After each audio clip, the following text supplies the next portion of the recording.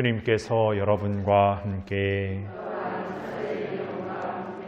루카가 전한 거룩한 복음입니다. 그때 예수님께서 제자들에게 말씀하셨다.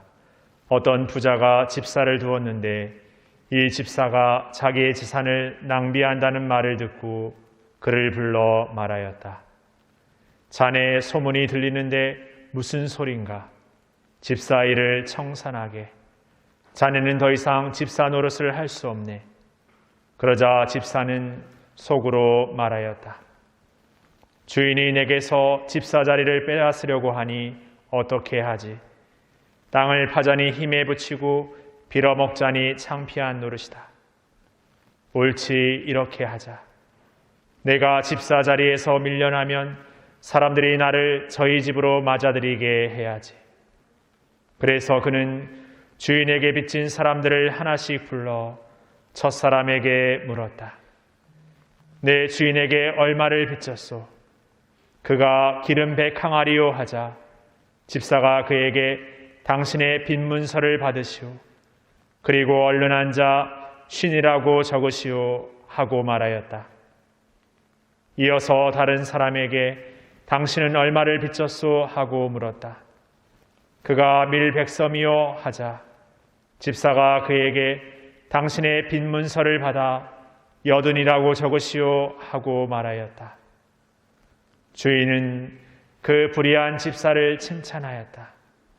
그가 영리하게 대처하였기 때문이다. 사실 이 세상의 자녀들이 저희끼리 거래하는 데에는 빛의 자녀들보다 영리하다.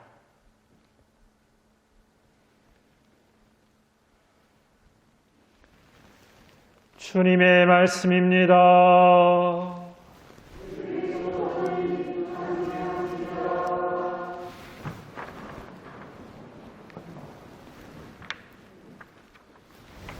참 예수님, 오늘 분위기 세신 차원에서 마스크를 바꿔봤는데 항상 마스크를 끼고 이렇게 미사에 딱 들어오면 오늘은 마스크를 그래도 잘 선택했다 이렇게 생각하는데 때로는 평소 하던 거 하지 않고 제주도말로 좀 빨라진 척 이렇게 마스크를 끼고 오면 큰일이구나. 마치 모카솜 이불로 입을 덮고 있는 듯한 그 느낌. 말을 하지 않으면 딱 좋겠는데 말은 해야 되겠고 또 말을 하더라도 대충 말해야 될 게 아니라 또박또박 말해야 되고 이 고충을 누가 알런가 이렇게 생각하는 게 제 마음입니다. 좀 이해해 주시겠습니까? 예. 그래서 코로나가 이렇게 일상 단계로 이렇게 전환돼 가지고 조금 이렇게 완화되긴 했습니다만은 어쨌든 이렇게 미사 전례 안에서는 이렇게 마스크를 여전히 껴야 됩니다. 그래서 제가 그 동안에 어떤 때는 별일도 없는데 이 마스크 때문에 약간 신경이 이렇게 예민해지는 때가 있었던 것 같아요. 그러니까 뭔가 말하고 싶은데 이 안에서만 울려지는 그런 느낌. 근데 오늘도 약간의 그런 느낌이 나서 미리 말씀드리면 오늘 신부님 무슨 일 있으셔? 이렇게 오해하지 않을 것 같아서 말씀을 드립니다. 오늘 복음에 보면은 아까 우리 하재희 같은 집사가 딱 등장합니다. 신부님 무슨 말을 할까봐 어느새 딱 감지하고 딱 밖에 나왔다가 다 지나가서 이렇게 호련도 또 나타나는 농담입니다.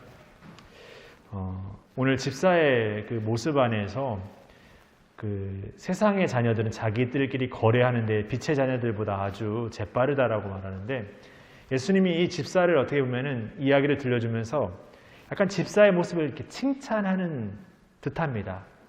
근데 집사의 이게 부정직함을 그냥 방관하는 것이 아니라 이 집사의 그 재빠름, 어떻게 보면 그 순발력, 어떻게 보면 그 뭔가 이렇게 어떤 일에 있어서 이렇게 재빠르게 뭔가 나서는 그런 모습을 이렇게 예수님은 어떤 면에서 칭찬하고 있다고 봅니다. 다시 생각해 보자면 우리가 이 신앙을 살면서도 어떤 의미에서 이렇게 응답한다고 말하지만 늘 뭔가 내 현실적인 삶과 내 상황의 어떤 것들을 견줘서 거기에서 뭔가 꾸물꾸물대고 뭔가 망설일 때가 많이 있습니다.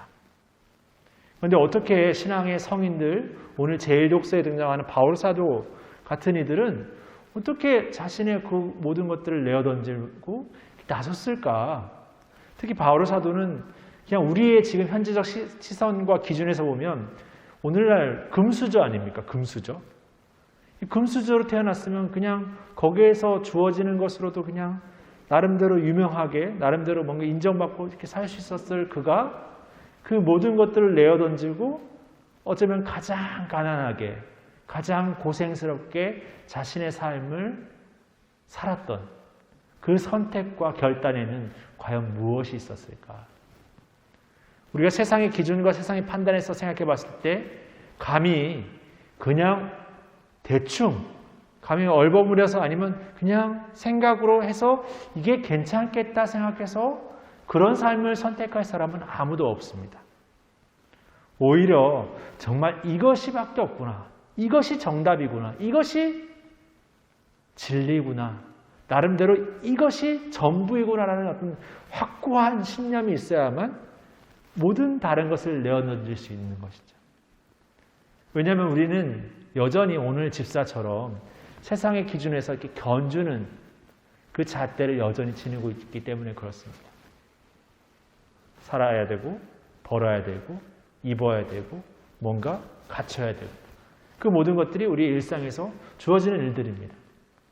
그럼에도 불구하고 이 신앙을 우리가 바울 사도처럼 오롯이 선택한다는 것, 그것은 우리가 어떤 준비를 많이 해서, 그리고 어쩌면 우리가 어떤 깨달음을 크게 느껴서만은 아니라는 생각이 듭니다.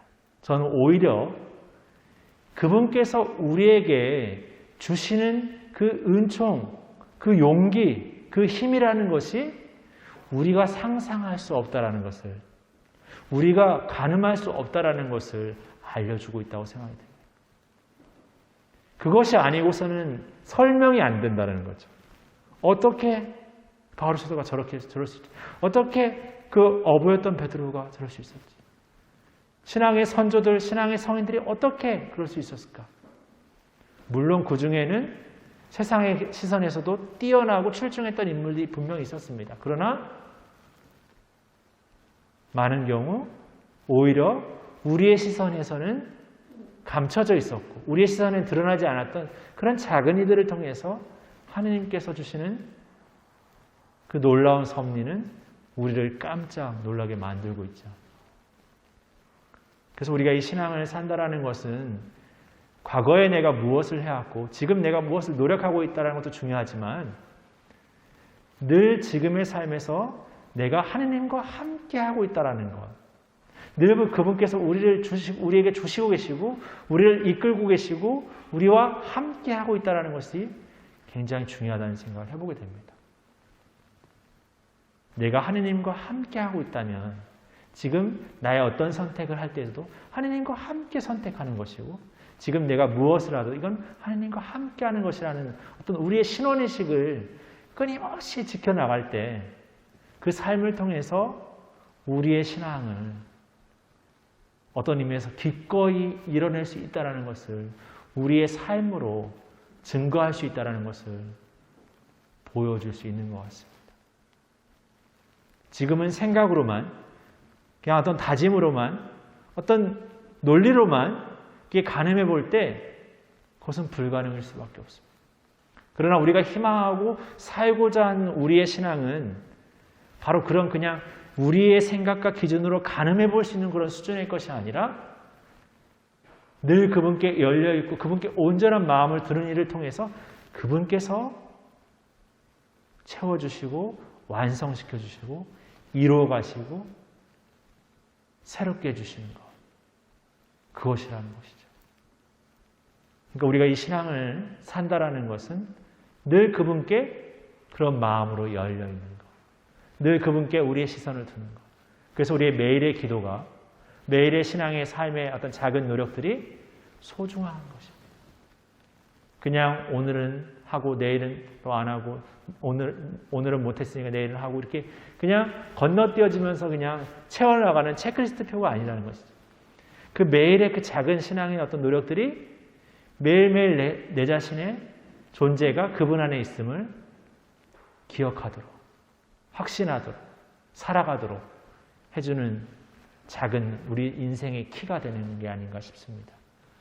그래서 우리의 삶을 늘 그분 안에서 살아가고 그분 안에 우리가 있음을 늘 기억하면서 늘 우리가 그분께 열려있는 마음들을 통해서 매일의 신앙을 다시금 새롭게 살아갈 수 있는 은총을 오늘 청했으면 좋겠습니다.